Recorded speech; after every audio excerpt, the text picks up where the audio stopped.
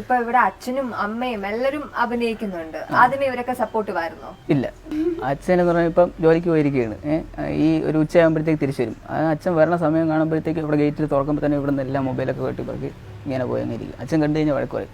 പണിക്കും പോകാതെ കള്ളച്ചോറും തിന്നിട്ട് ഇങ്ങനെ വീഡിയോസ് ചെയ്തുകൊണ്ട് ആർക്കാലും ഒരു പാരൻസിന് ഇഷ്ടപ്പെടില്ല. അപ്പോൾ അതാണ് സംഭവം. പിന്നെ എന്തൊരു യൂട്യൂബൊക്കെ കയറി സെറ്റായി ഒരു പ്ലേ ബട്ടനൊക്കെ കിട്ടിയിട്ട് ഞാൻ വീഡിയോ എടുത്തിട്ടപ്പോഴത്തേക്ക് നാട്ടുകാരൊക്കെ വന്നിട്ട് ഡേ നിനക്ക് പ്ലേ ബട്ടനൊക്കെ കിട്ടിയല്ലേ അങ്ങനെ ഇങ്ങനെ കുറേ ചോദ്യങ്ങൾ ചോദിച്ചപ്പോഴത്തേക്ക് അച്ഛനിങ്ങനെ നോക്കണം അന്ത സാധനം എന്തോ വലിയ സംഭവമായി എന്നൊക്കെ ഒരു രീതിയിൽ പറയാൻ തുടങ്ങി. അപ്പോൾ അച്ഛന് വീട്ടുകാർക്കൊക്കെ ഇച്ചിരി വിലയൊക്കെ വന്ന് അപ്പോൾ അങ്ങനെയാണ് ഈ വീഡിയോ ചെയ്യുന്നത് ഒരു വലിയ സംഭവമാണ്, അല്ലെങ്കിൽ ഇവൻ വീട്ടിൽ ഒന്നും ഇല്ലെങ്കിൽ നാട്ടിൽ ഭയങ്കര സംഭവമാണെന്നൊക്കെ അറിയാതാണ്. അപ്പോഴാണ് ആണെന്നൊക്കെ അപ്പോഴാണ് അച്ഛനൊക്കെ മനസ്സിലാക്കി തുടങ്ങിയത്. ഇടയ്ക്ക് പുറത്തുള്ളവരെല്ലാവരും ചോദിക്കും, ഓ അവിടെ മക്കളുണ്ട് അമ്മയുണ്ട്, നിന്നെ മാത്രം എന്താ നിന്നെ കാണാത്തതെന്ന് അച്ഛൻ്റെ അടുത്തേക്ക് ഇങ്ങനെ ചോദിക്കുമ്പോഴത്തേക്ക് അച്ഛനൊരു അച്ഛനും വരണമെന്നൊരാഗ്രഹം.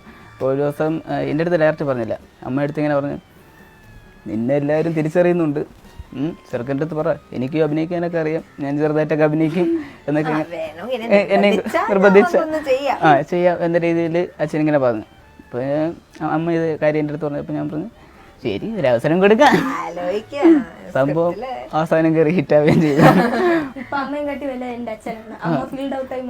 ഇപ്പൊ നാട്ടുകാരൊക്കെ പറയണേ അമ്മ എന്ന് പറയുന്നത് മറ്റേ ചൈന പാവയ്ക്ക് കീ കൊടുത്ത പോലെയാണ് അഭിനയിക്കുന്നത്, അത് കുറച്ചുകൂടെ ഇമ്പ്രൂവ് രണ്ടുപേരും കൂടെ ആന്റിയെ പാവ ആന്റി അവിടെ നിൽക്കുന്ന രണ്ടുപേരും കൂടെ ഒരു ചാൻസ് കിട്ടിയാൽ അങ്ങ് അത് പറഞ്ഞു മനസ്സിൽ മതി. ആന്റി ഇങ്ങനെയൊക്കെയാണ് നമ്മൾ വളരുന്നത് അല്ലെ. നിങ്ങളും ആദ്യം ചെയ്തോണ്ടിരുന്നപ്പം നെഗറ്റീവ് പറയുന്ന ആൾക്കാരുണ്ടായിരുന്നു അല്ലെ. എന്തൊക്കെ നെഗറ്റീവ് കമന്റ്സ് ആണ് ഫേസ് ചെയ്യേണ്ടി വന്നിട്ടുള്ളത്?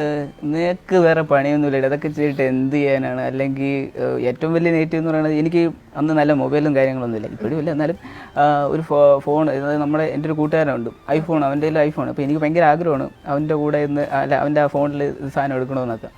ഞാൻ അവൻ്റെ വീട്ടിൽ ചെന്ന് ക്യൂ നിൽക്കും, ചെറുക്കാൻ പറയും പോയിട്ട് പിന്നെ വാ, നാളെ വാ, മറ്റന്നാ. ഈ എഴപ്പിച്ച് ഒരു മാസം ഇങ്ങനെയിട്ട് അവനെ പറയാൻ ഞാൻ പിന്നെ അവൻ കളഞ്ഞു.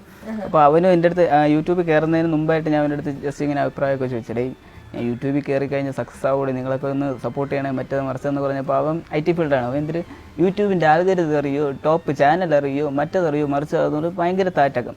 ഞാൻ പറഞ്ഞടേ എനിക്കിതൊന്നും അറിയില്ല, ഞാൻ ജസ്റ്റ് വീഡിയോ ഇടാൻ വേണ്ടിയിട്ടാണ്, അല്ലാതെ എനിക്ക് ഇതിനകത്ത് വേറെ ഇതിനൊന്നും അല്ലെന്നൊക്കെ പറഞ്ഞ് അങ്ങനെ കുറേ നെഗറ്റീവ്സ് ഉണ്ടായിരുന്നു. പിന്നെ അത് കഴിഞ്ഞ് വീഡിയോസൊക്കെ റീച്ചായി തുടങ്ങിയിട്ട് പ്ലേ ബട്ടനൊക്കെ കിട്ടിയിട്ട് അവൻ്റെ പേരിൽ തന്നെ ഞാൻ അത് ഡെഡിക്കേറ്റ് ചെയ്താണ് ആ പ്ലേ ബട്ടൺ ഇട്ടത്. ആ സാധനം കയറി സംഭവം ഇതായി.